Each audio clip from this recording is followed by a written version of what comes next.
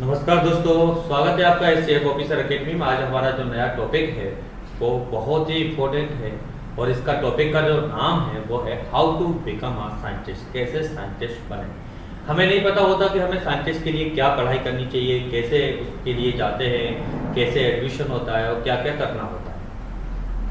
आज हम जो पेरेंट्स ये चाहते हैं कि मेरा बच्चा आने वाले समय में साइंटिस्ट के रूप में पढ़े, और आपने अमूमन देखा होगा हमारी जो फैमिलियाँ होती हैं उसमें हमें साइंटिस्ट तो देखने के लिए मिलता ही नहीं है। बहुत कम फैमिलियाँ होती हैं जिनमें कोई एक आध साइंटिस्ट होता है, और ना ही हम कभी अपने बच्चे को साइंटिस्ट बनाना है ये भी नहीं सोच पाते। हम क्या सोचते हैं, डॉक्टर बनाना है, इंजीनियर बनाना है। लेकिन आज मैं ऐसा टॉपिक लेके आया हूँ कि आप भी ये सोच सकते हैं कि अपने बच्चे को कैसे हम साइंटिस्ट बनाएं। और जो बच्चा चाहता है कि मैं साइंटिस्ट कैसे बनूं, उसके लिए मैं कुछ पॉइंट्स लेके आया हूँ, कुछ इन्फॉर्मेशन लेके आया हूँ। उसको आप पढ़ोगे तो आपको रियल में ये रास्ता पता चल जाएगा कि साइंटिस्ट बनते कैसे।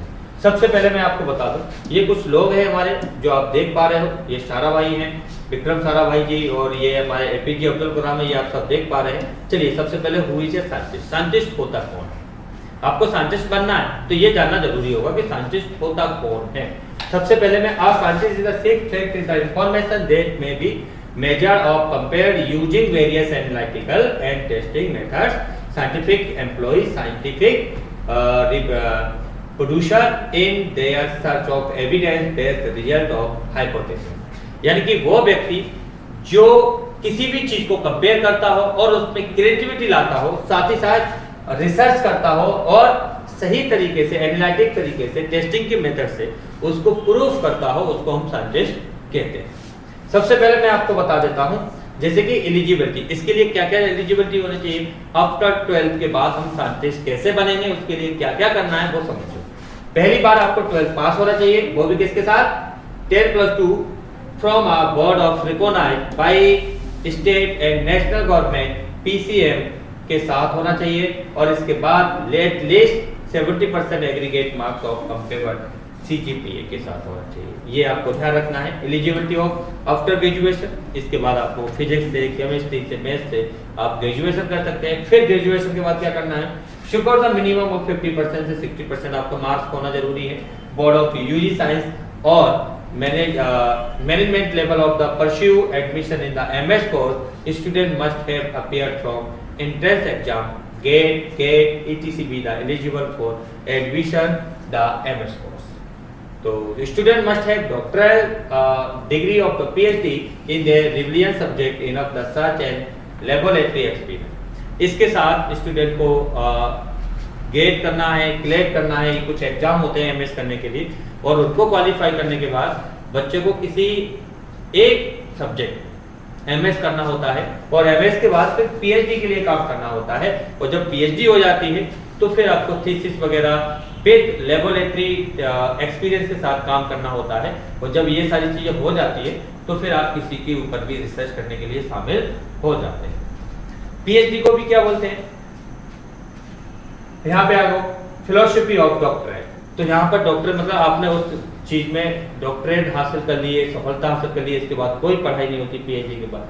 फिर आपको मौका मिलता है, आप अच्छे पढ़ने वाले हो, चीजें आपकी क्लियर है, तार्किक आपकी मेंटलिटी है, तो फिर साइंटिस्ट वाले जो ग्राफ है उसमें जाने का मौका मिलता है। सबसे पहले how to become a scientist. कौन से साइंटिस्ट बन सकते हो, केमिस्ट बन सकते हो, बायोलॉजिस्ट बन सकते हो, फिजिसिस्ट बन सकते हो, एस्ट्रोनॉमर बन सकते हो। आपने देखा होगा एस्ट्रोनॉमर मतलब अंतरिक्ष यान के द्वारा या अंतरिक्ष की खोज करना। जैसे आपने देखा हो इसरो हमारा क्या करता है, एस्ट्रोनॉमर तो है ही, जो इसरो हमारा अंतरिक्ष के बारे में ही बताता है।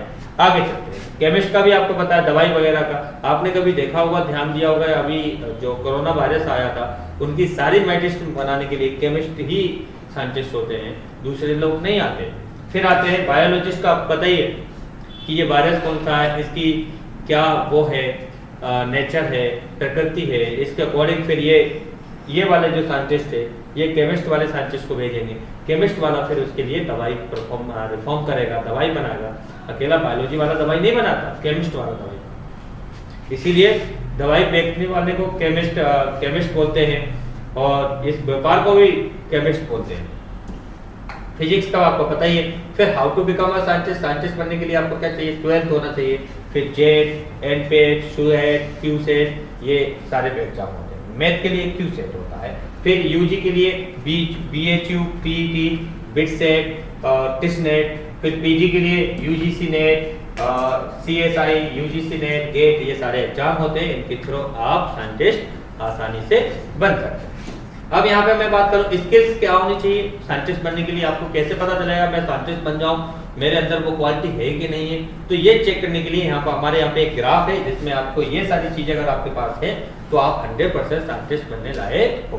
पहला सेल्फ मोटिवेशन, किसी भी परिस्थिति में कितने भी थक जाओ, कितने भी हार जाओ, आपके अंदर ये क्वालिटी होनी चाहिए, नहीं आई विल डू इट, मैं जरूर करूंगा। और ये क्वालिटी अगर आपके अंदर है तो आप साइंटिस्ट बन सकते हैं। दूसरी क्वालिटी है आपकी एडेप्टेबिलिटी, हर चीज को देखकर ये चीजें स्वीकार करना सीखिए कि ये क्या सही है क्या सही नहीं है, ये चीज आपको पहले समझना होता है, फिर उसके बाद स्वीकार करना होता है। तीसरा होता है मैनेजमेंट स्किल, कैसे चीजों को अरेंज करें, ये स्किल्स भी आना चाहिए। फोर्थ नंबर का होता है क्रिटिकल थिंकिंग, यानी कि ऐसी थिंकिंग की कैसी भी सिचुएशन हो आप उस समय सोच सको, उसके बारे में जान सको। जैसे कोरोना का वायरस आया उस समय साइंटिस्टों के ऊपर ये क्रिटिकल थिंकिंग थी कि वो किसी भी स्थिति में सोचने के लिए, काम करने के लिए तैयार थे। पता चलता कि नहीं भैया मैं मर जाऊंगा, ये हो जाऊंगा, मुझे नहीं, ऐसा नहीं होता।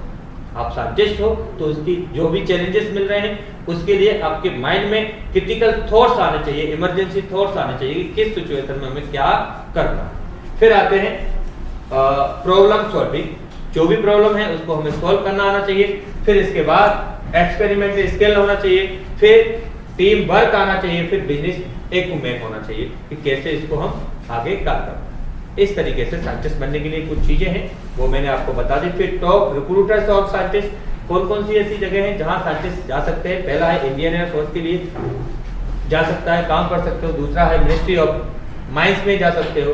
तीसरा है National Aeronautics and Space Administration, NASA के लिए आप जा सकते हो। और फोर्थ नंबर है Indian Space Research Organisation, ISRO के लिए काम कर सकते हो।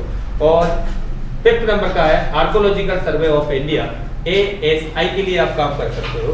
ये कुछ इंस्टीट्यूशन है जहां पर आप काम कर सकते हो। इसके अलावा और भी इंस्टीट्यूशन है, Indian institution of science education and research IIACR, काफी टॉप का इंस्टीट्यूशन है, इसके लिए आप काम कर सकते हो। जैसे मैंने आपको बताया था कि फ्लाइंग टैक्सी इन्होंने बनाई थी, और इसके अलावा भी ये बहुत लूप ट्रेन के ऊपर भी काम कर रहे हैं। इसके अलावा international flavour is the fragrances India limited के लिए काम कर सकते हैं। International centre for cell science के लिए काम कर सकते हैं। Institution for stem cells biology and regenerative medicine के लिए काम कर सकते हैं। एरोनॉटिकल डेवलपमेंट एजेंसी ADA के लिए काम कर सकते हैं। इसके अलावा भी तमाम एजेंसियां और होती हैं, जैसे हमारा अगर आपने देखा होगा डिफेंस मंत्रालय में भी आप काम कर सकते हो साइंटिस्ट के रूप में। और कई ऐसी एजेंसियां होती हैं जहां पर आप रिक्रूट होकर साइंटिस्ट के रूप में काम कर सकते हो। अब जॉब प्रोफाइल में आपको तनख्वाह कितनी मिलती है, अगर आपने काम किया, आपको पता चला साइंटिस्ट बनके पैसा ही नहीं मिलता तो साइंटिस्ट नहीं बनेगा कोई। पैसा पहली प्रायोरिटी होती है कि लोग पैसा तो देखते हैं। घर वाले कहेंगे साइंटिस्ट बनना है, 5000 सैलरी है, घर वाले जूता देना शुरू कर देंगे, कोर्स ही नहीं कराएंगे, आपको भले साइंटिस्ट बनना हो। तो यहाँ पर क्या चाहिए आपको, एजुकेटेड के अकॉर्डिंग आपको सैलरी मिलना चाहिए। तो सबसे पहले मैं एवरेज सैलरी की बात करूं, आप एस्ट्रोनॉमर हैं, नॉर्मल भी काम कर रहे हो, एस्ट्रोनॉमर यानी कि आप इसरो वगैरह में नॉर्मल तरीके से भी काम कर रहे हो, तब भी आपको 7.49 लाख पर मंथ मिलता है। ये कितना सैलरी कम मिलती है, पर मंथ मिलती है, यानी कि 7.5 लाख रुपए पर मंथ सैलरी आपको दी जाएगी। एस्ट्रोनॉमिस्ट में भी काम करते हो 12 लाख पर मंथ, बॉटनिस्ट बनते हो मतलब 2.5 लाख पर मंथ हो गया, एपिडेमियोलॉजिस्ट बनते हो 1.5 लाख पर मंथ, माइक्रोबायोलॉजिस्ट बनते हो 1.3 लाख पर मंथ, जियोलॉजिस्ट बनते हो, जियोलॉजिस्ट जानते हो भू वैज्ञानिक बोलते हैं इनको, तो यहाँ पे भी 2.3 लाख पर मंथ मिलता है। Metrologist 1.20 lakh, marine biologist 1 lakh per month की समथिंग सैलरी दी जाती है। तो यहाँ पे अच्छा खासा आपको वेतन भी मिलता है, अच्छा खासा सैलरी मिलती है। तो आप साइंटिस्ट बनना चाहते हो तो डेफिनेटली आपको ये जो मैंने आपको स्किल्स बताई हैं ये डेवलप कीजिए, इसी तरीके से कोर्स कीजिए, आप 100% साइंटिस्ट बन जाओगे। तब तक के लिए धन्यवाद। इस वीडियो को लाइक कीजिए, शेयर कीजिए और आगे बढ़ाते रहिए।